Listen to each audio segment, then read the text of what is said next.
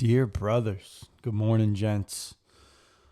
So, one of the things that I have done for most of my adult years, anyways, is every book that I read, I mark up pretty substantially. People probably don't like borrowing my books. Can't say I've ever asked, but I've got brackets around things. I've underlined things. If I had a highlighter, I was highlighting things. I'm constantly putting pen or highlighter on paper and recording the things that I liked or didn't like. And so whenever I go through a book, and I used to not be very good at this, but when I go through a book, I'll read it. And I'm a firm believer that you should not just read most books just to read them, especially, certain books. I'm not necessarily talking about certain fictions and what have you, but if you're reading a self-help book, if you're reading the Bible, if you're reading anything in that ilk, or maybe it's an educational book for what you do for work. In my case, I read a lot of strength and conditioning books and then I reread them. But the best thing that I like to do is once I've marked this whole thing up, down the road, I'll go back and just go through my highlights, go through what I've bracketed, go through what I've underlined. And it allows me to, redigest some of that information that I may have forgotten. And I was going through recently this book from Dr. Henry Cloud called Integrity. And it's naturally a book on integrity. And his definition of integrity is the courage to meet the demands of reality. And I actually quite enjoy that statement. However, I want to talk about something else that I was reading through there. I would really recommend the book to all of you listening. And he talks about what he calls the wake. So the book dives into a lot of what he does with CEOs and business people and how he's interacted with them. And, the whole premise being that your character is what drives the ability for you to utilize your talents and build community. But when he talks about the wake, the thing that stuck out to me was everything you do, everywhere that you go, leaves a wake. Whatever you touch, whatever you work on, the relationships that you make or don't make, the people you interact with. I've talked on here before about my dad was a big fan of Sign Your Name to It. This is a version of that, I would say.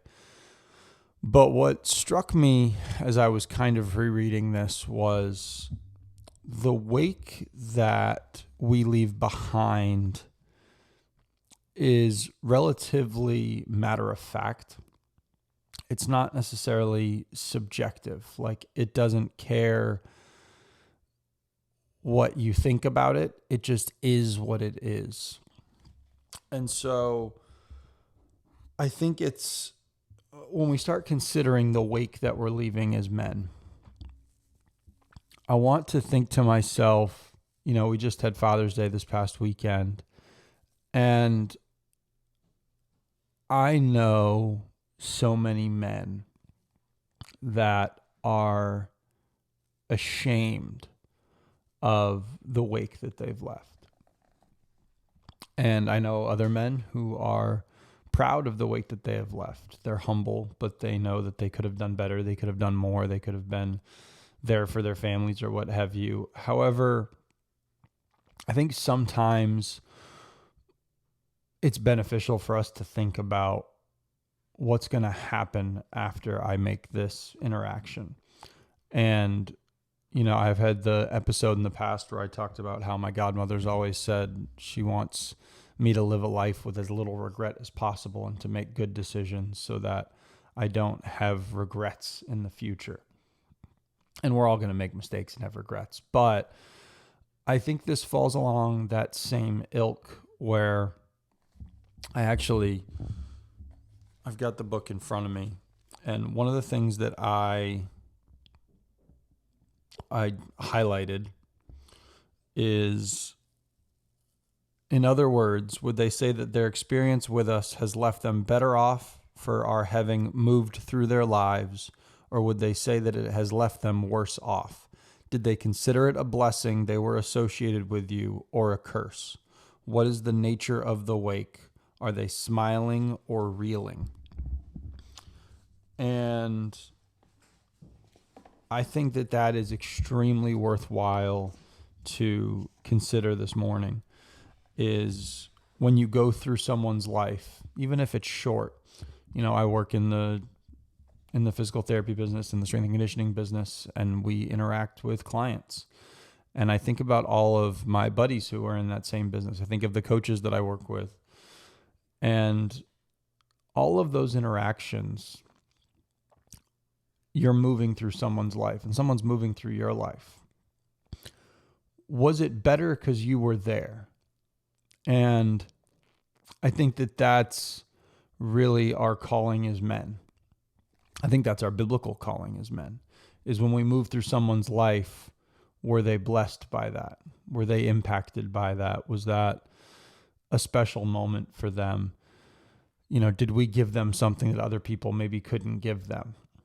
Did we lead them in a way that was needed in that moment? And I'm not saying that you have to be heavily involved in every person's life that you meet, but I am saying that every person that does fall into your life is there, in my opinion, not by random chance. They're there for a purpose. They're there for a reason. And I think sometimes we miss the boat on speaking to them, impacting them. And sometimes that's as simple as saying hello.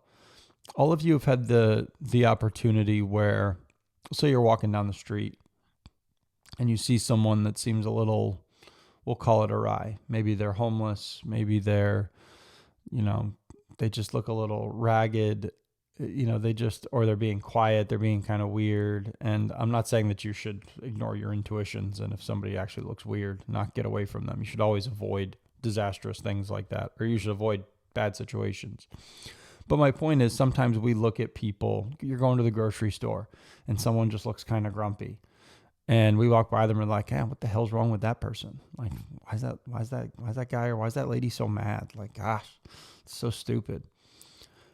As opposed to you're walking by somebody and that interaction, that moment is the only one, that's you moving through their life. And maybe all you did was say hello. Hey, how's it going? Have a good day. Nothing crazy. However, that little moment of kindness, of you moving through their life, that could leave a pretty big wake for somebody that maybe is struggling with things. I know, and I can tell you from personal experience, that I have had people who have talked about how I was on the phone. We got a new TV because ours broke, and we had like the Best Buy thing. So I'm on the phone with the lady up in South Carolina helping me get it fixed up. Sweet Southern lady, but she sounded a little stressed. She was a little tired. And by the end of it all, I was in a happy-go-lucky mood that day, I guess. I was just making her laugh, and we were joking. And by the end of it, she goes, baby, I really needed that today. I needed to laugh. Today was a tough day, and I just want you to know that I appreciate you being kind and making me laugh. And, as I think back on that now, that was such a simple moment. I'm talking to a stranger up in South Carolina who works with Best Buy. But that moment changed her day. And the wake that it left behind is one of this lady thinking about some random gentleman who was just kind to her in an afternoon. And so I want you guys to think about that kind of wake where it doesn't have to be this big power boat or this big motor yacht leaving a giant waved out whatever. But I want you to think about how doing little things really impact someone's life to the point where that ripple goes on forever. The wake you leave behind goes on forever because of the impact that made on their lives. And I think we can get so caught up in our own stuff that we forget about the immense struggles that people go through. And it's so easy for us to judge others. And I just want us to be very conscious today of the kind of men that we are, the kind of men that we want to be, and know that everything that we are involved in, everything that we move through, is going to leave behind some kind of repercussion. I'll give you an example. I could have been very rude to that lady that day, or I could have been pissy or whatever.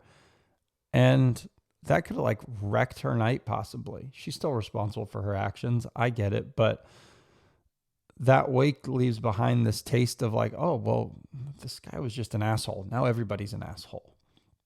And so when you move through someone's life, make sure that the impact that they feel is something that is positive, something that they remember as good, as decent. And it doesn't have to be complicated or excessive, but, you know, I'll repeat, as I will continue to for probably all of this podcast. We're called to work. We're called to lead. We're called to keep. And when we talk about keeping the earth, if you will, as is our mandate, keeping involves people wanting to be in your life. And when you move through people's life, you lead them, you protect them, you give them love, and you give them guidance, and you give them encouragement. And so that's the wake that we should be looking to leave. When you move through someone's life, make sure that they are better for it. Not going to be perfect, but I think as men, we have to make that more of a primary focus. Again, the book I was talking about is Integrity by Dr. Henry Cloud. One of my favorites. I really probably should have a little book list of books for the old Dear Brothers crew. Let me know if that's something you guys would love to see. I'll probably do it anyways, but maybe I'll get that up and I'll put it up on my website so you guys can see it. Otherwise, gentlemen, have a fantastic Tuesday. I love you all. God bless. Be strong. Let's get after it this week. We'll see you, boys.